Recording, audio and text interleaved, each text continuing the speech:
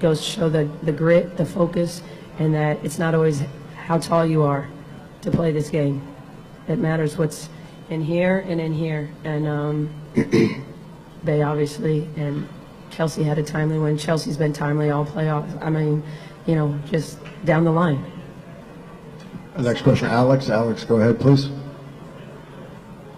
Hi, Becky. Congratulations. I found a headline from after your final collegiate season that said, "No one will ever underestimate Becky Hammon again."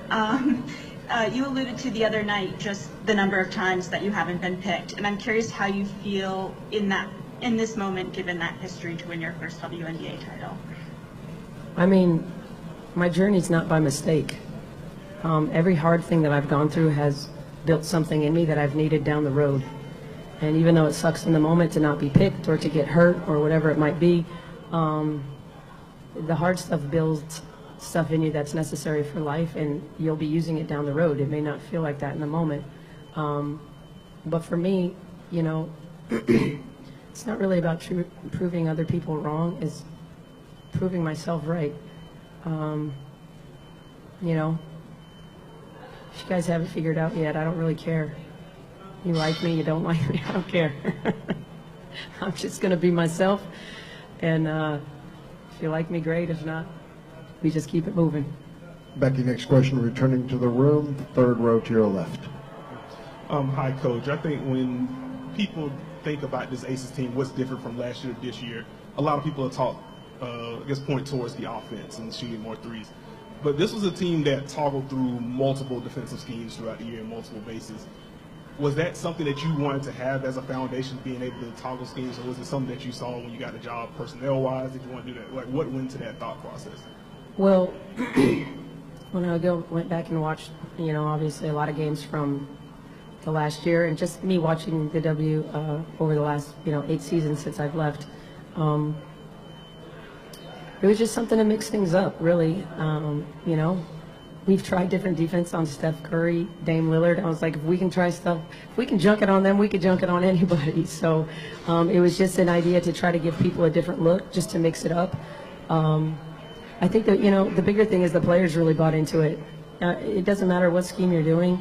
The players have to believe in it. And I think at the end of the day, they saw enough good results that, there was times where Chelsea's calling the defense, junk defense. I'm not even putting us in junk. She's putting us in junk. So it's a fun way to play. I think it keeps the players locked in and focused and alert because we do switch it up quite a bit. Second row to your right, Becky. Yeah, thanks, Ron. Congrats, Coach. Forgive me if you addressed this a little earlier, but Mr. Davis was talking about the desire to link all the past players that were with the Stars, the Silver Stars, and Aces, and that was the way he really got to know you. Can you talk about a little bit that whole decision of him wanting to link the franchises together sort of led to this moment in some ways? Yeah, I think they kind of hustled me a little bit. They flew me in, retired my jersey, and that's really where I got to have my first conversations with Mark and Nikki. Was super impressed with their organization as a whole, just how they ran stuff. And at that point, I had no intentions, zero, of coming back and being their coach. And it wasn't until, early December that, it wasn't until like early December. Hey. Bye. See you. We gotta play the kids. My bosses have spoken. It's their stage. Leave. Save the shop for me. Bring it on over. Oh man. That's our teammates. That's our teammates. Sorry. Damn, I'm looking yellow as hell. Asia, Chelsea, we will begin second row to your right. Hey guys. You just wanted to say your name. I can't see you. Right here. I have two questions. One, what are the shots of? Two, what Becky had said that if you guys believed in yourselves like she believes in you, great things would happen. How did that how did that believe? I'm so sorry. We getting back in blood. Just kidding. Let me go. We gotta do this. The shots will definitely be of tequila. Okay. And what was your second question? I couldn't hear with that. I understand. How did that belief Becky had in you manifest itself? Man, she's been believing us from the beginning, just to play our style on both ends of the floor. I don't know if you guys seen it, but we were small as heck. And we just had the belief we were scrappers. And so that's what she instilled in us from the beginning. And it was from the beginning of training camp until now. So we've been working on it and working for each other. Next question, third row to your left. Hey, Aisha. First of all, congratulations to both of you. This has been a pleasure watching all year. We talked about your legacy a couple weeks ago, and I know you weren't really like looking ahead. You were trying to stay in the moment, but when you look at this, you accomplishing this, how are you feeling? Just where you're at, everything you've been through to get here. This is amazing. Like I say all the time, like I wouldn't be where I am today without my teammates. But winning a championship is something that no one can ever take from you. And once you got that down, you are in the books forever. Excuse me. Too much champagne. But it's gonna be a meme tomorrow. 6 bottles deep. But it's so, I'm trying to be so serious. But it's something that no one can ever take away from you. So when you're talking about a legacy, when you're talking about you have to win, and I don't win without my teammates. So this moment right here, this year right here is something that I'm never going to forget.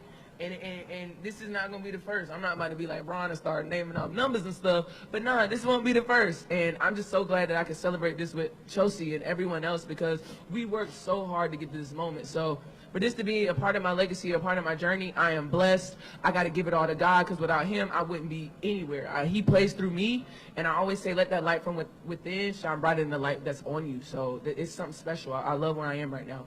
Next question, first row to your left. Another one for you, Asia. No. After we let the bubblies get through. What was that moment when you finally got together with your parents out on the court? You're trying to make me cry.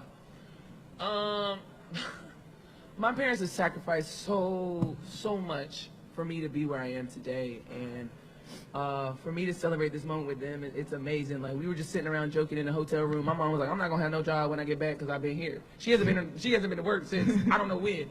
And my dad's like, "Well, I hope I get a job too." So it's something special. Like they've sacrificed so much for me to be here, and I'm so glad that I can share that moment with them because they have instilled something within me, and they've seen the potential within me before I even saw it in myself. So I am blessed to have two parents that are always there for me, no matter what. They tell me what I need to hear and not necessarily what I want to hear, and they're a hoot. So if you ever meet them, y'all probably already talked to them, they're crazy, and that's where I get it from.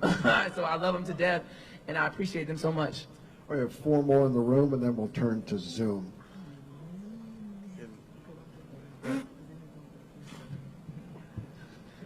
Last row center. Hey, Asia, I saw that John Quell kind of walked across the court and came to hug you while you guys were celebrating. Did you share like what she said and what that moment was? I mean, it was just a congratulations. Like, JJ is a dominant she's a versatile player in this league, and I give all my respect to JJ. The way that she can play the game, the way she sees the game is amazing. So before I even got my interview with Holly, I had to go over and speak to her because she played her heart out. And I mean, it's so hard to guard her. And I just have all the most respect for JJ. Her future is so bright in this league. And it's just a lot of blessings going her way because y'all ain't ever got to guard her. It's hard. It's hard. She is an MVP for a reason. And so every possession, I have to keep on my toes. So all respect to JJ for sure. Next question, also last row to your left. When Becky came in, how quickly did she kind of mesh her personality with this team? I've been told she's pretty funny, despite kind of how intense she is as well. It was immediate. In training camp, you start making those habits and start creating that relationship. When season starts and when you're in the thick of things, you have things to fall back on. What type of person, what type of competitor they are. And so she started off from the beginning, making sure she's not going to be easy on us, just making sure that, we're ready for when the time comes. Next question, second row to your right.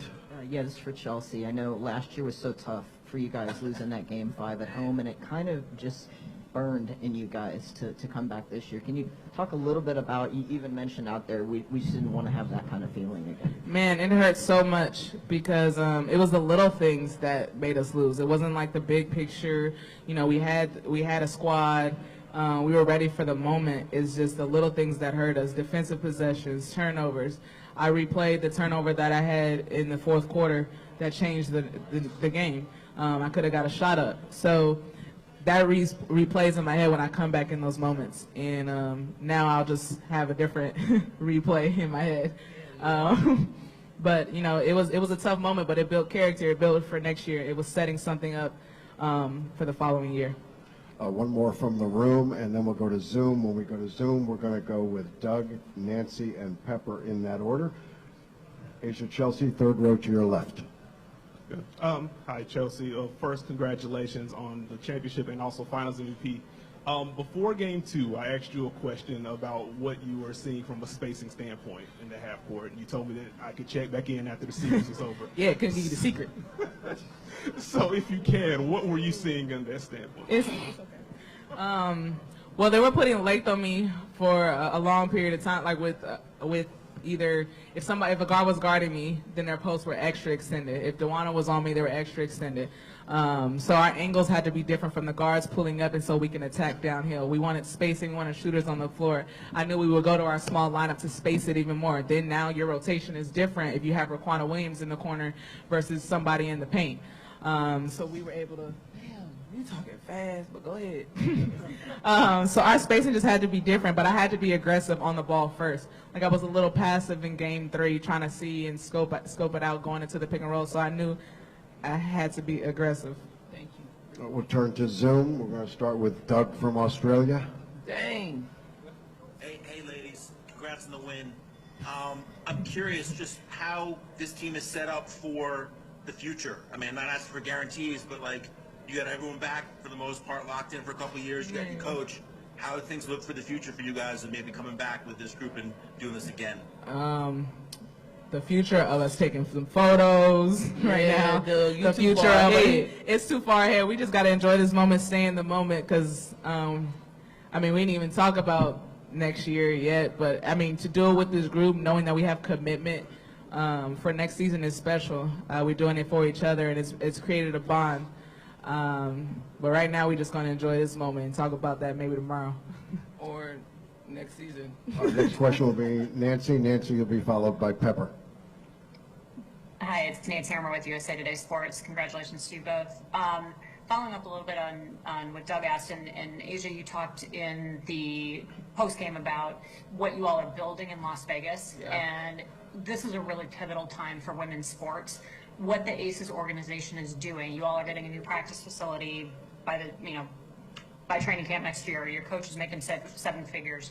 How much do you think you guys winning a title after having some of these things done can really shift things for the entire league?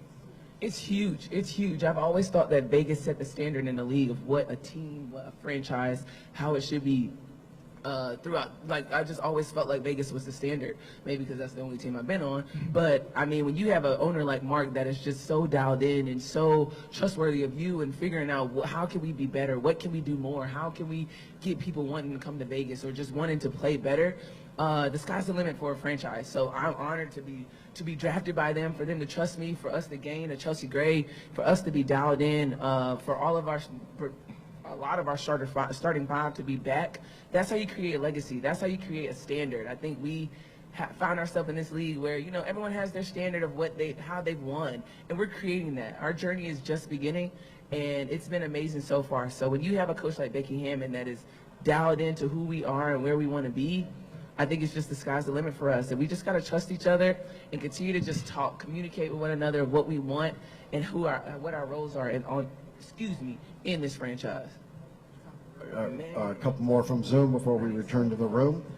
Pepper, you're up. Pepper, you're going to be followed by Mike Gillespie. All right, congratulations to you both.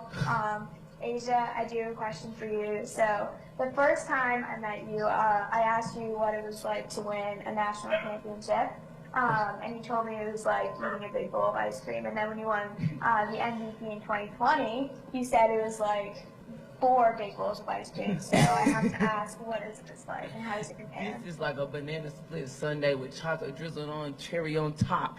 Because so many people, I think people probably counted us out of this situation. And when you can prove people wrong, and when you got that, when you can say that you can hoist that trophy up, it's truly special. And we got it out of the mud. No series was easy for us. So it's super special. So this bowl of ice cream is like the size of this room. And you can't see the size of this room, but it's pretty legit.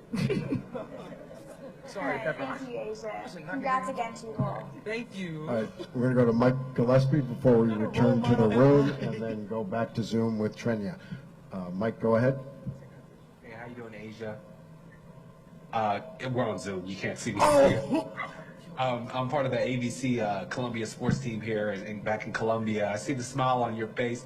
Describe what it means. You continue to put Columbia and the state of South Carolina on the map. What does this mean to capture this for the state of South Carolina, if we can say? It's huge. It's huge. I'm always rep the 803 until I die. That's who I am. They've made me who I am through and through. And if I can put South Carolina on the map, every chance I get, I will. That city has built me. It's raised me. And I know my grandma and grandpa are somewhere shining down on me because they heard their prayers. They've seen me cry. They've been through those moments. So anytime I can put South Cac on the map, I'm going to be there. So this one's for South Carolina. This one's for my grandma. Returning to the room, standing to your left. AJ and Chelsea, what does it just mean to you guys to bring the first Major League professional championship to Las Vegas? It's amazing. Not only for this franchise, for the city of Vegas. Our fans were there every home game, and they came here on the road. Like, it was louder in here than for Vegas fans. I've been on 2 teams, and that was loud. For Vegas fans traveling to Connecticut, the travel isn't easy. Everything isn't. Y'all know it. The travel is not easy to get here. So they just came with us, and they're gonna celebrate us, and we're gonna celebrate them. We're gonna, it's a great thing. This franchise and this city. It's a big, small town, is what I always say. Everybody wants to visit. Everybody wants to be there. But there's some locals. There's some people that show up every night, and so. To have that here in Connecticut has been great. Our next question from Zoom, Trenya.